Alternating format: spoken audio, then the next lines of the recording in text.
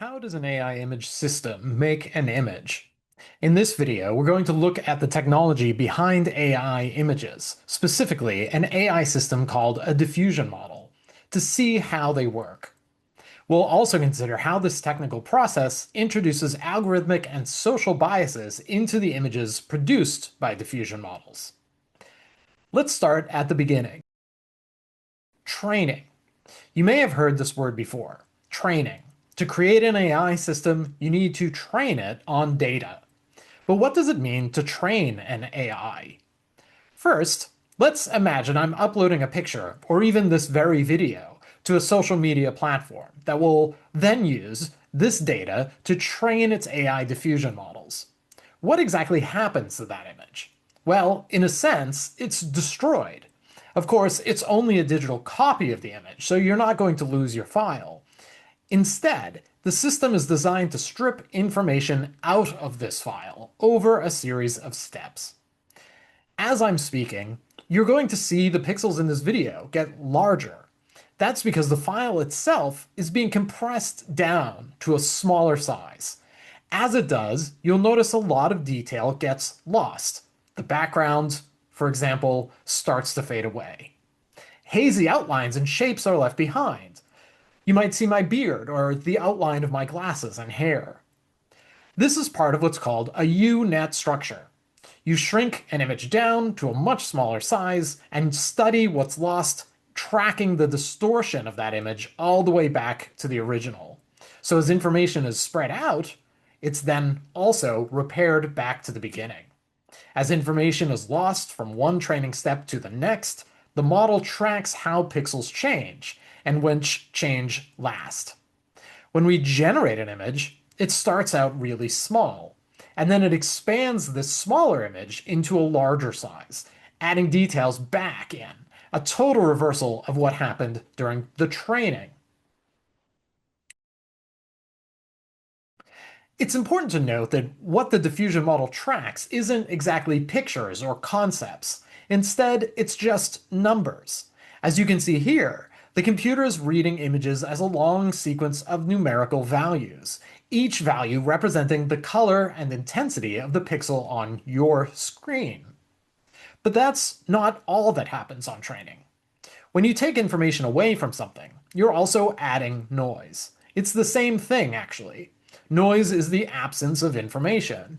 So this is pretty literal. The picture is losing data. Noise enters into that image. And as I'm talking to you now, you can see this image getting noisier. That happens to an image when it's getting trained on too. All of the pixels start shifting into random colors instead of the colors that are originally in this video. As noise moves through the image, it's following a mathematical pattern. This is called a Gaussian distribution pattern, but you don't need to worry about what that means. You just need to know that the noise scatters over the image in a way that follows certain kinds of rules. So the computer can watch that spread of noise and take note of how every pixel changes with each step in the training process. A machine is looking at numbers, and it can look at those numbers and find patterns. Certain clusters of numbers are going to look like eyes and thick glasses and a beard. And if you put enough pictures of me into the machine and label them, it can look like all of those pictures and find how those numbers compare from one image to the next. Some of these numbers are going to appear at similar points in that sequence, and it can reconstruct that. So how does the diffusion model produce images from text? Well, when we upload photographs, we usually upload text too, something describing those pictures, and that text is also stored in the model. This text and image pair provides a link between the text and the pathways that those pixels followed as the images were broken down in the training. So if I upload a picture of myself talking and I'm using my name, or someone else comes along and describes it even on the comments as here's a man talking to an audience, these words are going to be clustered together with the thousands or even millions of other images that use similar descriptions of men talking to audiences. When you generate an image or a video, you will write a prompt. And when you write that prompt, what you're creating is a new image of random noise in the machine. Every pixel in that image is going to be colored totally randomly. So with your words, the machine is going to look at that image of noise and try to find the specific part of its map and start trying to reverse that image of noise that it generated until it matches the caption that you wrote. During training, we removed information until all we had was noise. The model recorded how that noise traveled through the image and created a kind of recipe for making that image from that resulting noise. When we generate an image, we start with totally random noise, and we use the same recipes to create a new image. During the generation, at every step, there's another model, an image recognition model, that's comparing the image to the words in your prompt. It basically looks at the image of noise and compares it to what it would expect to see based on those words, based on the study of previous data. This means that an image of noise can be denoised. As the pixels change, the image recognition model is limiting where new noise can go, based on this accumulation of those millions of recipes it has recorded from millions of images with similar text descriptions. Man speaking to an audience. It starts out with blurry abstract shapes. Then it starts refining them, adding more details to the later part of the generation process. Ultimately, it ends up creating something that matches what it expects to see based on the limits of what that image recognition model can match. Sometimes we say that the machine is being creative because it threw in some arbitrary or even strange detail. But what we're seeing there isn't really creativity. Not from the machine, anyway. It's apathy, which is natural because machines don't care. They can't care.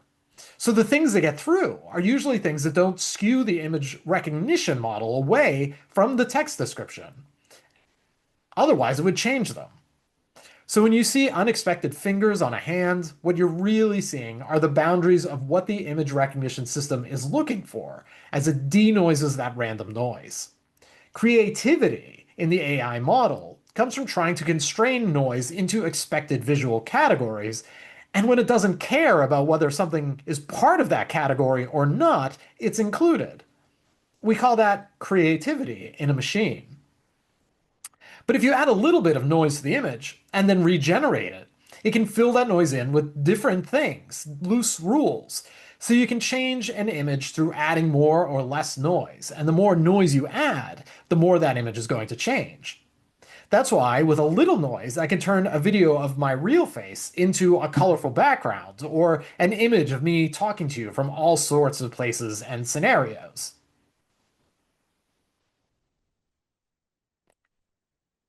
But what's important to note is that these systems are complex, and they interact with each other to create this illusion of creativity.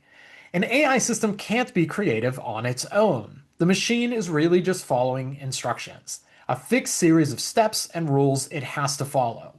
And what we experience as creativity from the machine is actually just mistakes, as it tries to turn that noise into a pattern. Many of these mistakes are also based on the patterns found in large datasets of billions of images. Remember when my face was broken down into these bigger pixels?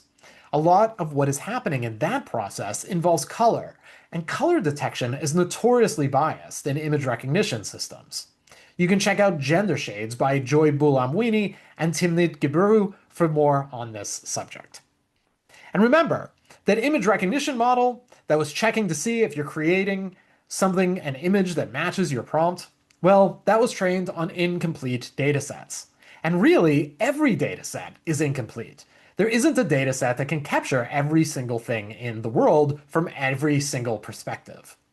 When the model is looking for patterns, then, the more images that look a certain way or show a certain thing, the more that's going to be part of what the model produces, what the model sees as right or wrong.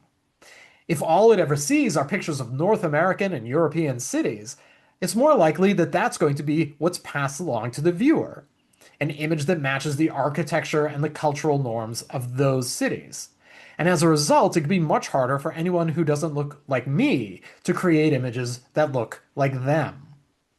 For all the talk about diversifying data, it's really important to think about the assumptions in how a diffusion model was built. The model works because it assumes, the designers assume, that captions describe the world accurately, and that with enough of those captions, the system can produce images that skew towards a kind of common representation. But that's just not the case.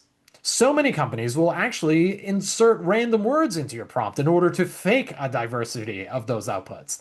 But it's still a representation shaped by the most common data. So remember, data skews outputs towards whatever goes into them. The images you see from AI systems can be thought of as data visualizations or an infographic that can only ever describe what's in the data set. But because the tech industry is building a system on the assumption that data can represent the world, well, the most common thing in the data sets will inevitably become the most common thing in what the models create.